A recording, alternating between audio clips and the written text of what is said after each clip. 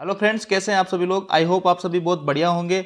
मैं station master KR Saini KR education app पे आप सभी का स्वागत करता हूं। फ्रेंड्स, अपनी जो डाउट क्लियर की सीरीज चल रही है, इसमें आज मैंने आपके कुछ कॉमन डाउट्स यहाँ पे उठाए हैं, जिन पे 1 बाय 1 डिटेल से चर्चा करेंगे।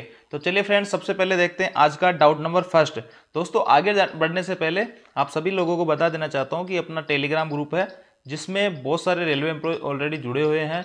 तो वहाँ पे आप अपने डाउट्स जो भी आपके मन में डाउट्स हो, वहाँ पे आप कमेंट कर सकते हो। मैं उनका पर्सनली रिप्लाई करने की कोशिश करूँगा। वहाँ पे हर टॉपिक पे डिटेल से डिस्कशन होता है। तो आप हमारा टेलीग्राम ग्रुप जरूर ज्वाइन कर लीजिए, उसका लिंक आपको डिस्क्रिप्शन में मिल जाएगा। और साथ ही चैनल पे अगर आप नए हो तो चैनल को सब्सक्राइब जरूर कर लिए। चलिए फ्रेंड्स, बात करते हैं डाउट नंबर फर्स्ट की, कि म्यूचुअल ट्रांसफर जो है कितनी बार ले सकते हैं। तो देखिए, यहाँ पे जो है कई लोग म्यूचुअल ट्रांसफर कई कई बार ले लेते हैं, लेकिन जो है जिनको पता नहीं है अभी, वो सोच रहे हैं कि सर मान लो म्यूचुअल ट्रांसफर अगर एक ही बार, ऐसा जरूरी है कि एक ही बार आप म्यूचुअल ट्रांसफर ले सकते हो और एक बार में हम अगर अपने होम डिवीजन में नहीं आए तो क्या होगा। तो देखिए, आप सभी लोगों को मैं बता देना चाहता हूँ कि म्यूचुअल ट्रांसफर जो है आप कितनी भी बार ले सकते हो। और म्यूचुअल ट्रांसफर एक ऐसा ट्रांसफर है जो सबसे फास्ट होता है।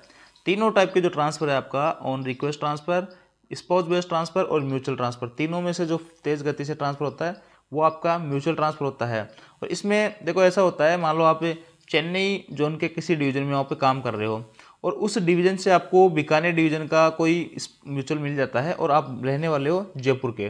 तो देखो, आप पहले यहाँ म्यूचुअल करा के बीकानेर आ जाओगे और बीकानेर डिवीजन से फिर आप अगर आपको जयपुर का म्यूचुअल मिलता है तो आप यहाँ से भी म्यूचुअल करवा सकते हो। इस प्रकार आप अपने होम डिवीजन में पहुँच जाते हो। तो यहाँ पे कई लोग कई कई बार यहाँ पे म्यूचुअल करा लेते हैं, जबकि 2-3 बार 4 बार कितनी भी ये बार जो है म्यूचुअल ट्रांसफर आपका हो सकता है। अब बात आती है कि इसके लिए अप्लाई कब करें। जैसे कि हमारी पोस्टिंग हो गई है, उसी सेम डे आप इसके लिए अप्लाई कर सकते हो अगर आपको म्यूचुअल मिल जाता है तो।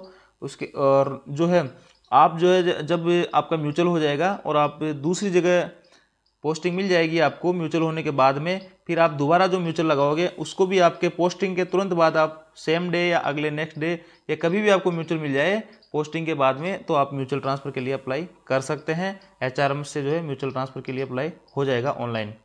इसके बाद में बात करते हैं म्यूचुअल ट्रांसफर के लिए ग्रेड पे समान होना जरूरी है क्या। तो देखिए, यहाँ पे ये भी बहुत सारे कॉमन डाउट्स है। काफ़ी सारे कमेंट्स आ रखे थे कि सर ग्रेड पे, मान लो हम स्टेशन मास्टर है और एक SS है जो 4600 ग्रेड का और हम 4200 ग्रेड के हैं, तो हम आपस में म्यूचुअल कर लेंगे क्या। तो बिल्कुल आपका यहाँ पे आपस में म्यूचुअल हो जाएगा। ग्रेड पे से कोई मतलब नहीं है। अगर आप इनिशियल ग्रेड में भी हो, जैसे स्टेशन मास्टर 4200 में होता है और आपको 4800 वाला को अगर कोई मिल रहा है, तो आप आपस में म्यूचुअल कर सकते हो, कोई प्रॉब्लम वाली बात नहीं है। इसी टाइप से रेलवे का कोई भी डिपार्टमेंट, चाहे CCTC हो, जैसे कि CCTC है आपका 2000 ग्रेड में और सीनियर CCTC जो है 2800 ग्रेड में आपका है, तो ये आपस में यहाँ पे म्यूचुअल कर लेंगे। म्यूचुअल इनका आसानी से हो जाएगा दोस्तों। और इसके अलावा जैसे कोई गार्ड है, इनिशियल 2800 में है और प्रमोशन होने के बाद में कोई 4200 है, तो 4200 वाला 2800 वाले से म्यूचुअल कर सकता है, कोई बड़ी बात नहीं है। अब इसमें होता क्या है, बस सीनियरिटी का जो है वो पंगा थोड़ा पड़ता है इसमें, कि 2800, देखिए समझना इस चीज़ को, एक 2800 वाला है और एक 4200 वाला है, कि आपस में म्यूचुअल करेंगे तो ये जो 4200 वाला है ना, इसको तो इसके 2800 वाले की सीनियरिटी मिल जाएगी। 2800 वाला अपने जोन में, अपने डिवीजन में जो सीनियरिटी रहेगी इसकी, वो इस 4200 वाले को मिल जाएगी। लेकिन ये 2800 वाला जब 4200 वाले की जगह जाएगा तो इसको एकदम बॉटम में जाना होगा, इसको कोई सीनियरिटी यहाँ पे नहीं मिलेगी। तो इसलिए इसको 0 से स्टार्ट करनी होगी और इसको जो है यहाँ पे इसकी जगह सीनियरिटी इनको मिल जाएगी। कहने का मतलब सीधा सीधा यह है कि एक सीनियर होता है और एक जूनियर होता है। तो सीनियर को जो होती है जूनियर वाले की सीनियरिटी मिल जाती है, लेकिन जूनियर को जो है यहाँ पे बॉटम में एकदम 0 से स्टार्ट करना होता है। ये म्यूचुअल का रूल है। इसके बाद में बात करते हैं, आपका सभी को बहुत बड़ी खुशखबरी है यहाँ पे कि आपका जो DA यहाँ पे 4% बढ़ गया है। अब कुछ दोस्त बोल रहे हैं कि सर DA 4% बढ़ा है और जनवरी निकल चुकी है, तो ये कैसे लागू होगा। तो देखिए दोस्तों, हमेशा ही जो है ये जनवरी वाला जो DA होता है वो मार्च में अनाउंस होता है और अप्रैल की सैलरी में लग के आता है। इसी प्रकार आपका जुलाई वाला जो DA रहेगा वो सितंबर में अनाउंस होगा और अक्टूबर की सैलरी में आपके लग के आएगा। ये हमेशा ही चलता आ रहा है। अब जो पीछे के 3 महीने रहे, जनवरी फरवरी मार्च, इनका क्या होगा। तो इनका जो है गवर्नमेंट आपको एरियर देगी। आपका जो भी इन 3 महीनों का एरियर बनेगा वो आपके चौथे महीने में, एक तो चौथे महीने का यानी अप्रैल का तो इस पर रूल लगी जाएगा अप्रैल की सैलरी में, और जो पीछे के 3 महीने का है वो एरियर आपका आएगा। कहने का मतलब 4 महीने का डी आपको यहाँ पे एक साथ मिल जाएगा। जो भी आपकी अमाउंट होगी तो आपको मिल जाएगी। इसके बाद में यहाँ पे किन किन को फायदा होगा, तो ये आप सभी को पता है, जो भी पेंशन भोगी है, गवर्नमेंट कर्मचारी या रेगुलर कर्मचारी, उन सभी को यहाँ पे फायदा होगा। और आप न्यू अपॉइंटमेंट वाले हैं उनको भी इसका फायदा होगा। तो न्यू अपॉइंटमेंट वाले जो है उनको भी DA 4% बढ़ के मिलेगा। अभी जो ट्रेनिंग कर रहे हैं ट्रेनिंग सेंटर वगैरह में, तो उनकी भी यहाँ पे इसका DA का फायदा मिलेगा। और देखिए DA से जो है सैलरी आपकी 4% इंक्रीज हो जाएगी, बेसिक का 4% यहाँ पे इंक्रीज हो जाएगा। इसके अलावा भी जो है दोस्तों आपकी सैलरी में जैसे कि NDA जो होता है, नाइट ड्यूटी अलाउंस, वो भी DA पे डिपेंड करता है। तो DA बढ़ने से जो है आपका नाइट ड्यूटी अलाउंस भी यहाँ पे बढ़ेगा। और अगर कोई ओवर टाइम करता है तो ओवर टाइम भी उसका बढ़ेगा। तो DA बढ़ने का सीधा सीधा मतलब ये नहीं कि आपका बेसिक ही बढ़ेगा ओनली, आपका NDA नाइट ड्यूटी अलाउंस भी बढ़ेगा और ओवर टाइम भी बढ़ेगा। इस प्रकार DA के ऊपर जो जो चीज़ डिपेंड करती है वो सभी चीज़ें यहाँ पे बढ़ेगी और अच्छी खासी सैलरी आपको यहाँ पे बढ़ के मिलने वाली है। 4% का मतलब हो गया कि मान लो आप ग्रुप डी में हो, 1800 अगर आपका बेसिक है तो 4% अगर अपन निकालते हैं तो 720 रुपये तो यहाँ से सीधा सीधा ही है। और नाइट ड्यूटी वगैरह में भी यहाँ पे बहुत फर्क पड़ेगा। इसका मतलब अपन सीधा सीधा कह सकते हैं कि 800 850 रुपये आपका हर महीने का बढ़ जाएगा, जो बहुत अच्छी खासी अमाउंट है। ग्रेड पे बेसिक जैसे जैसे बढ़ता हो जाएगा आपका DA ऐसे ही बढ़ेगा 4%। मान लो किसी का बेसिक 50,000 है, अब 4% बढ़ा तो उसका सीधा सीधा 2,000 2 से 2,500 रुपये पे बढ़ जाते हैं। तो इस प्रकार आपकी सैलरी इंक्रीज हो जाएगी। दोस्तों बात करते हैं डाउट नंबर 4 की, रेलवे क्वार्टर कैसे अलॉट होते हैं, इसके लिए कब करें अप्लाई। तो देखिए आप सभी लोग अभी ट्रेनिंग कर रहे हैं, इसके बाद में आपकी जब पोस्टिंग हो जाएगी स्टेशन पे, इंडिपेंडेंटली आप काम करने लग जाओगे, तो आप क्वार्टर के लिए आवेदन कर सकते हो। अगर स्टेशन पे क्वार्टर खाली होगा तो वो आपको तुरंत मिल जाएगा, और अगर खाली नहीं होगा तो जैसे ही खाली होगा और आपकी रिक्वेस्ट लगी होगी प्रायोरिटी पे तो आपको पहले मिलेगा। जैसे कि सपोज डेट आप 5 बंदे किसी स्टेशन पे गए हो और आपकी पहली प्रायोरिटी है, उसके बाद सेकंड थर्ड ऐसे लग गए, और अब जैसे कि क्वार्टर खाली नहीं है इस टाइम पे, अब पहला जो भी क्वार्टर खाली होगा वो आपको मिलेगा। यानी क्वार्टरों के लिए भी यहाँ पे प्रायोरिटीज लगती है। हालांकि रेलवे के अंदर सभी लोगों को लगभग क्वार्टर मिल जाते हैं, लेकिन ये भी जरूरी नहीं है कि 100% लोगों को यहाँ पे क्वार्टर मिल जाएगा। कईयों को नहीं मिल पाते हैं क्वार्टर, इतने क्वार्टर है नहीं, पुराने जो क्वार्टर है वो कंडम हो गए, नए क्वार्टर भी बन नहीं रहे हैं। तो इस प्रकार क्वार्टर की यहाँ पे कमी हो गई है। तो देखिए यहाँ पे आपको अगर स्टेशन पे क्वार्टर खाली है तो आपको पोस्टिंग के सेम डे ही मिल जाएगा। लेकिन एक चीज़ आप ध्यान रखना, क्वार्टर लेने से पहले, क्वार्टर अलॉट करवाने से पहले एक बार अपने क्वार्टर का विजिट जरूर करना, उसमें देखना अगर रिपेयरिंग के लिए कोई भी ज़रूरत है उस क्वार्टर में, किसी भी रिपेयर की ज़रूरत है, कलर की ज़रूरत है, तो आप पहले ही SS को बोल देना अपने कि सर इसको जो है रिपेयरिंग वगैरह करवाइए। और आपका SSC जो भी वर्क्स वाला होगा उसको आप मीमो बना के देना कि मेरे क्वार्टर में ये चीज़ें, इस चीज़ की कमी है। जो भी कमी आपको लगे तो वो जो है आप लिख के देना, उनको कंप्लीट होने के बाद ही आप क्वार्टर अलॉट करवाना। अगर आपने एक बार क्वार्टर अलॉट करवा लिया तो ये जो है जो भी कमियां हैं क्वार्टर में वो सुधरने में काफ़ी लंबा टाइम लग जाएगा। और आप ऐसे अलॉट करवाने से पहले अगर ये लिख के दोगे तो आपका क्वार्टर जो है जल्दी रिपेयर हो जाएगा। तो ये चीज़ सभी लोग यहाँ पे ध्यान रखेंगे क्वार्टर लेने से पहले। और दोस्तों क्वार्टर जो है, अब बात करते हैं अपन डाउट नंबर 5 की, कि रेलवे आवास यानी जो क्वार्टर है वो लेना जरूरी है क्या।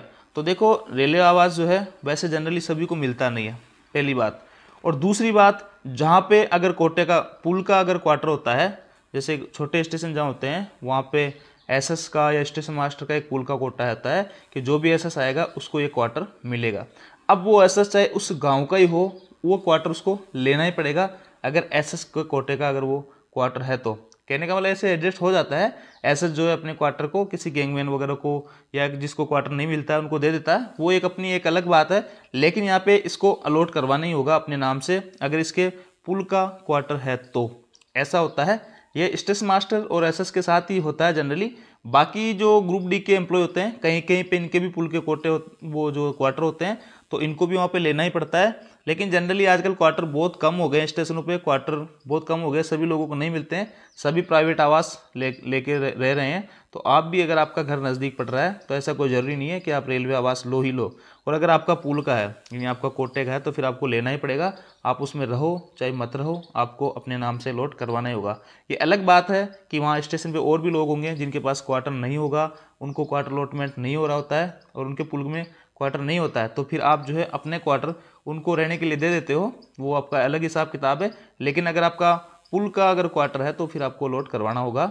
बाकी ये अब अलग अलग स्टेशनों की देखो अलग अलग चीज़ें हैं, अपन ऐसा नहीं कह सकते कि इस स्टेशन पे पुल का क्वार्टर मिलेगा ही मिलेगा, या आप जो है क्वार्टर यहाँ पे लेना ज़रूरी है या नहीं है। अगर क्वार्टर नहीं होगा तो फिर लेना ज़रूरी नहीं है, आप अपने घर से आओ या प्राइवेट रूम लेके कहीं भी रहो। तो ये है आपका डाउट नंबर 5 क्लियर हो जाता है।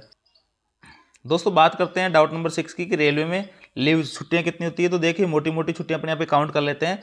तो 10 तो CL आपको मिलेगी और 14 CL मिलेगी PWD जो कैंडिडेट होगा उनको, और 30 LAP मिलेगी आप सभी लोगों को। इसके बाद में 20 हाफ HLAP मिलेगी, 12 नेशनल हॉलीडे मिलेंगे। ये आपको सभी रेलवे कर्मचारियों को ये छुट्टियां मिलेगी। इसके अलावा जो है अलग अलग इमरजेंसी केस होते हैं, जैसे कि महिलाओं को जो CCL मिलती है वो मिलती है 2 साल की। 2 साल तक अपना जो बच्चा होता है 18 साल का होने तक वो 2 साल की छुट्टियां टुकड़ों में ले सकती है। जब वो माँ बनती है तो उसको 6 महीने की छुट्टी मिलती है, और कोई रेलवे कर्मचारी पिता बनता है तो उसको 15 दिन का पैटर्निटी लीव मिलता है। इस प्रकार अलग अलग टाइप की बहुत सारी छुट्टियां हैं। इस पर मैंने एक अलग से वीडियो बना रखा है, उसका लिंक आपको डिस्क्रिप्शन में मिल जाएगा, वहाँ जाके आप देख सकते हो कि आपको जो है कौन कौन सी छुट्टियां मिलेगी। रेलवे में बहुत सारी छुट्टियां हैं, ये अलग बात है कि यहाँ पे मिलती नहीं है। अब बात करते हैं डाउट नंबर 7 की, क्या हर 4 साल में सभी का ट्रांसफर होता है? जी नहीं, यहाँ पे सभी का ट्रांसफर नहीं होता है। बस कॉमर्शियल डिपार्टमेंट के अंदर जो लोग होते हैं उनका हर 4 साल में ट्रांसफर होता है। अगर वो अपनी मर्जी से कोई स्टेशन लेना चाह रहे हैं तो उसके लिए वो अप्लाई कर देंगे तो उनको वही स्टेशन मिल जाएगा। अगर वो अप्लाई नहीं करते हैं तो फिर रेलवे जो है अपने हिसाब से रेंडम उनका किसी भी स्टेशन पर ट्रांसफर कर देगी। और स्टेशन मास्टर वगैरह, स्टेशन मास्टर उनका ही ट्रांसफर होगा 4 साल में। जो कॉमर्शियल में लेन देन होता है, जिनका जो टिकट वगैरह खुद काटते हैं रोड साइड स्टेशन पे, उनका हर 4 साल में ट्रांसफर होता है। बाकी जो जंक्शन पे काम करते हैं, जिनका ओनली ऑपरेटिंग का काम होता है, उनका हर 4 साल में ट्रांसफर नहीं होता है। वो चाहे तो वहाँ पे 15 साल रुक सकते हैं, 10 साल रुक सकते हैं। जब तक उनका ट्रांसफर प्रशासनिक बेस पे नहीं होता तब तक वो उस स्टेशन पे काम कर सकते हैं। बाकी रेलवे का कोई भी डिपार्टमेंट जो कॉमर्शियल से रिलेटेड होता है उसका हर 4 साल में ट्रांसफ़र होगा, और किसी का भी नहीं होगा। अगर किसी को करवाना है तो उसको जो है अपनी एप्लीकेशन लगानी होगी, अप्लाई करना होगा किसी स्टेशन के लिए, भाई मैं इस स्टेशन पे जाना चाहता हूँ। ऐसे रेलवे खुद मन से ट्रांसफ़र नहीं करती है। और रेलवे अगर मन से ट्रांसफ़र करती है तो वो करती है प्रमोशन पे। जब आपका प्रमोशन होता है तो रेलवे आपका ट्रांसफ़र कर सकती है। ये हो गया आपका ट्रांसफ़र का काम। और इसमें जो है ग्रुप डी वाले, ग्रुप डी में तो लगभग किसी भी पोस्ट का कॉमर्शियल से कोई रिलेटेड नहीं है, तो उनका हर 4 साल में ट्रांसफ़र नहीं होगा। वो अगर चाहे किसी स्टेशन पे लंबे टाइम तक ड्यूटी करना तो कर सकते हैं। इसके बाद में बात करते हैं हर 4 साल में 4 साल बाद में मेडिकल अनफिट पाए जाने पर क्या होगा। तो देखिए बहुत सारे कैंडिडेट में डाउट है कि सर हम जो है अभी तो मान लो फिट है, अभी हमने मेडिकल यहाँ पे करवा लिया है और फिट भी पाए गए, अब 4 साल बाद में हमारी आंखें खराब हो जाती है, हमारे साथ कुछ हो जाता है, तो रेलवे क्या हमें निकाल देगा क्या? तो देखो यहाँ पे रेलवे निकालेगा नहीं, किसी को भी नहीं निकालेगा। आप एक बार जॉब लग गए तो आपको किसी भी कंडीशन में यहाँ पे रेलवे नहीं निकालेगा जब तक आप कोई मेजर मिस्टेक नहीं कर देते हो। बाकी ऐसे रेलवे नहीं निकालेंगे, आप मेडिकल अनफिट हो गए आपको रेलवे निकाल देगा, और अगर निकालेगा तो आपकी जगह किसी को जॉब देगा। और जनरली जो है यहाँ पे मेडिकल अनफिट होना बहुत बड़ी बात है रेलवे में। जल्दी से जो है रेलवे किसी को मेडिकल अनफिट नहीं करता है। मान लो अभी आपकी आंखें सही है, 4 साल बाद में आपकी आंखें एकदम ख़राब भी हो जाती है, फिर भी आप चश्मा लगा के ड्यूटी कर सकते हो, बहुत लोग कर रहे हैं। या फिर जो है आप ज़्यादा ही मेडिकल अनफिट पाए जाते हो तो आपको डिकेटराइज करके और कोई दूसरा डिपार्टमेंट दे दिया जाएगा, जहाँ पे आपकी जो है आपका मेडिकल के अकॉर्डिंग, जैसे आपको खलासी वगैरह बना देंगे या कहीं पे पियोन बना देंगे, डीआर ऑफिस में लगा देंगे। ऐसा काम, हल्का काम आपको दे देंगे, लेकिन आपको बाहर नहीं निकालेंगे। ये आप श्योर है, आप इस चीज़ की कोई भी टेंशन ना ले कि अगर मैं मेडिकल अनफिट हो गया तो मेरे को बाहर कर देंगे। और मेडिकल जो अनफिट है ये बहुत रेयरली होता है, और बहुत मेजर जो अगर कारण होते हैं, जैसे कि कोई किसी की सर्जरी हो जाती है बाईपास की, या किसी को कोई गंभीर बीमारी है, तो ही मेडिकल अनफिट करते हैं। ऐसे जनरली मेडिकल अनफिट नहीं करते हैं रेलवे में। तो आई होप दोस्तों ये जानकारी आपको अच्छी लगी होगी। अगर जानकारी आपको अच्छी लगी हो तो चैनल को लाइक करें, शेयर करें, सब्सक्राइब करें, दोस्तों के साथ शेयर जरूर करें वीडियो को। Thank you.